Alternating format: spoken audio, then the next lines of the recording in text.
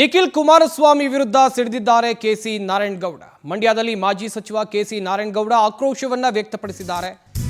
ಲೋಕಸಭೆ ಚುನಾವಣೆಯಲ್ಲಿ ವರಿಷ್ಠರ ಮನವಿಗೆ ಒಗ್ಗಟ್ಟಾಗಿತ್ತು, ನಮಗೂ ಕೂಡ ನೋವಿತ್ತು, ಶಕ್ತಿ ತುಂಬಿ ಚುನಾವಣೆಯನ್ನ ಮಾಡಿದ್ವಿ, ಆದರೆ ಕುಮಾರಸ್ವಾಮಿ ಸ್ಪಂದಿಸುವ ಕೆಲಸವನ್ನ ಮಾಡ್ತಾ ಇಲ್ಲ. ನಿಖಿಲ್ ಕುಮಾರಸ್ವಾಮಿ ಅಭ್ಯರ್ಥಿ ಘೋಷಣೆ ವಿಚಾರಕ್ಕೆ ಸಂಬಂಧಿಸಿದಂತೆ ಸಾಕಷ್ಟು ವಿಚಾರಕ್ಕೆ ಸಂಬಂಧಿಸಿದಂತೆ ಅವರು ಮಾತನಾಡಿದರು. ಆದರೆ ಕುಮಾರಸ್ವಾಮಿ ಅವರು ಸ್ಪಂದಿಸುವಂತ ಕೆಲಸ ಮಾಡ್ತಾ ಇಲ್ಲ. ನಿಖಿಲ್ ಕುಮಾರಸ್ವಾಮಿನ ಅಭ್ಯರ್ಥಿಯಾಗಿ ಘೋಷಣೆ ಮಾಡಬೇಕು ಎನ್ನುವಂಥ ವಿಚಾರಕ್ಕೆ ಸಂಬಂಧಿಸಿದಂತೆ ನಮ್ಮ ಪಕ್ಷದ ಗೌರವಕ್ಕಾಗಿ ನಾವು ಬಾಯಿ ಮುಚ್ಕೊಂಡಿದ್ವಿ, ಇಲ್ಲ ಬೇರೆ ರೀತಿಯಲ್ಲಿ ಬ್ಲಾಸ್ಟ್ ಮಾಡ್ತೇವೆ ಅಂತ ಹೇಳಿ ಆಕ್ರೋಶವನ್ನು ವ್ಯಕ್ತಪಡಿಸಿದ್ದಾರೆ ಕೆಸಿ ನಾರಾಯಣಗೌಡ.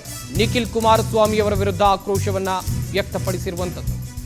ಕಳೆದ ಬಾರಿ ಲೋಕಸಭೆ ಚುನಾವಣೆಯ ವಿಚಾರವನ್ನು ಕೂಡ ಅವರು ಪ್ರಸ್ತಾಪ ಮಾಡಿದ್ರು. ಇಲ್ಲಿ ಹೇಳಿದ್ರಲ್ಲ ಸರ್, ನಿಖಿಲ್ಗೂ ಅಧಿಕಾರ ಕೊಟ್ಟಿಲ್ಲ, ಸ್ಥಳೀಯ ಮಟ್ಟದಲ್ಲಿ ಯಾರಿಗೂ ಅಧಿಕಾರ ಕೊಟ್ಟಿಲ್ಲ. ನಿಖಿಲ್ ಅವರು ಈ ಮಾತನ್ನ ನಿಲ್ಲಿಸಬೇಕು ಅಂತಲೂ ನಾನು ಹೇಳಿಕ್ ಬಯಸ್ತಾ ಇದ್ದೀನಿ.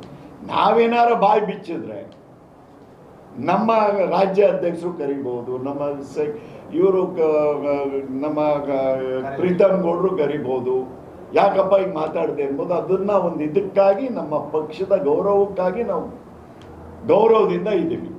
ಇಲ್ಲ ಅಂತ ಹೇಳಿದ್ರೆ ಬೇರೆ ತರ ಬ್ಲಾಸ್ಟ್ ಆಗುತ್ತೆ. ನಿಖಿಲ್ ಕುಮಾರಸ್ವಾಮಿ ಅವರು ನಾಳೆ ದಿನ ಸೋತಿದ್ದಾರೆ 3 ಸಾರಿ. ನಮ್ಮ ಪ್ರೀತಮ್ ಗೌಡ ಹೇಳಿದ್ರು ಅವ್ರನ್ನೂ ಗೆಲ್ಲಿಸ್ಬೇಕು ಅಂತ ನಮಗ್ ಭಾವನೆ ಇದೆ. ಅವ್ರು ಈ ತರ ಹೇಳಿಕೆ ಕೊಡಬಾರ್ದು ಅಂತ ನಾವು ಹೇಳಲಿಕ್ಕೆ ಬಯಸ್ತಾ ಇದ್ದೀವಿ. ನಿಖಿಲ್ ಅವರು ಫಸ್ಟ್ ನಾನು ಏನು ಅನ್ನೋದನ್ನ ಅರ್ಥ ಮಾಡ್ಕೊಳ್ಳಿ.